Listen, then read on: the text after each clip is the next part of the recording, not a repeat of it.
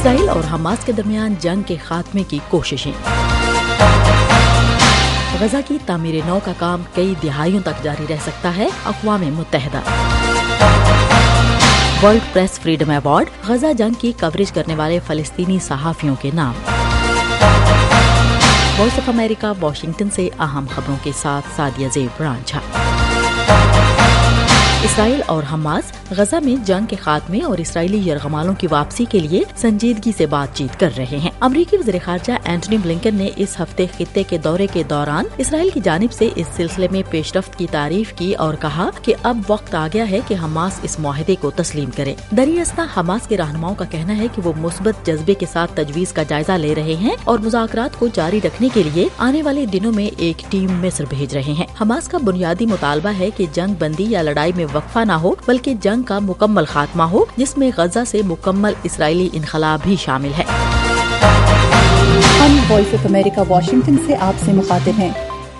اسرائیلی حکومت نے حماس کے حملے میں یرغمال بنائے گئے ایک اسرائیلی شخص کی ہلاکت کی جمعے کی صبح تصدیق کرتے ہوئے کہا کہ 49 سالہ ڈرور اور کو قتل کر دیا گیا تھا اور اس کی لاش 7 اکتوبر سے غزہ میں رکھی تھی۔ ڈرور کی بیوی یونات ابتدائی حملے میں ماری گئی تھی، جبکہ ان کے 3 بچوں میں سے 13 اور 17 سال کے 2 بچوں نوم اور الما کو اغوا کر لیا گیا اور پھر نومبر میں اسرائیل اور حماس کے درمیان جنگ بندی اور یرغمالوں کے تبادلے کے معاہدے کے تحت انہیں رہا کر دیا گیا تھا۔ اسرائیلی حکومت نے ایکس پر کہا کہ ہم یہ بتاتے ہوئے دل شکستہ ہیں کہ ڈرور اور کے قتل کی تصدیق کر دی گئی ہے اور ان کی لاش غزہ میں رکھی گئی ہے۔ حکومت نے یہ نہیں بتایا کہ اسے ڈرور کی موت کا علم کیسے ہوا۔ ڈرور کی موت کا اعلان ایسے وقت کیا گیا جب ثالث قطر امریکہ اور مصر جنگ بندی اور یرغمالوں کی رہائی کی نئی تجویز پر حماس کے جواب کا انتظار کر رہے ہیں۔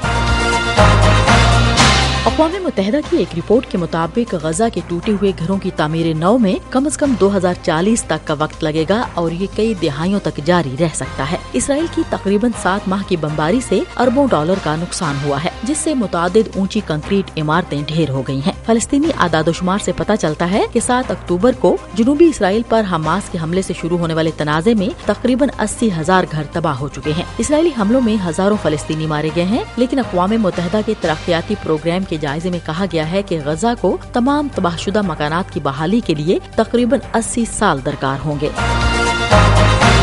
ہم وائس آف امریکہ واشنگٹن سے آپ سے مخاطب ہیں۔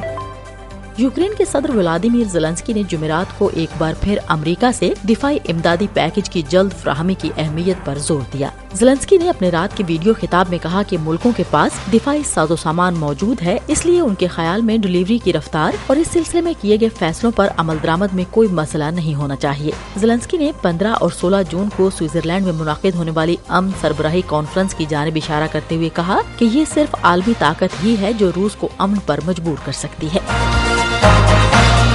فرانس کے وزیر خارجہ نے جمعے کو شائع ہونے والے ایک انٹرویو میں کہا کہ فرانس کا اندازہ ہے کہ ماسکو کے یوکرین پر حملے کے دوران 1,50,000 روسی فوجی مارے گئے ہیں۔ انہوں نے کہا کہ پیرس نے جنگ میں زخمیوں سمیت کل روسی ہلاکتوں کا تخمینہ 5 لاکھ لگایا ہے۔ ان کا کہنا تھا کہ یورپ اور اس کے شراکت دار جب تک ضروری ہوا متحد اور پرعزم رہیں گے۔ یوکرین کے صدر ولادیمیر زیلنسکی نے فروری میں کہا تھا کہ اس جنگ میں 1,80,000 روسی فوجی مارے گئے ہیں، جبکہ برطانیہ کا اندازہ ہے کہ یوکرین میں تقریباً 4,50,000 روسی ہلاک یا زخمی ہوئے ہیں۔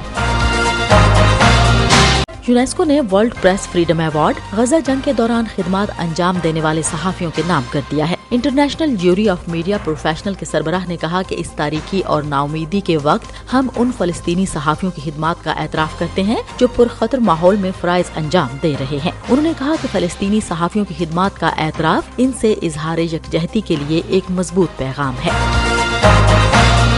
وائس آف امریکہ واشنگٹن کی اردو سروس سے خبروں کا یہ بلیٹن اب ختم ہوتا ہے۔ میں ہوں سعدیہ زیب رانجھا اور ایڈیٹر تھیں بہجت جیلانی۔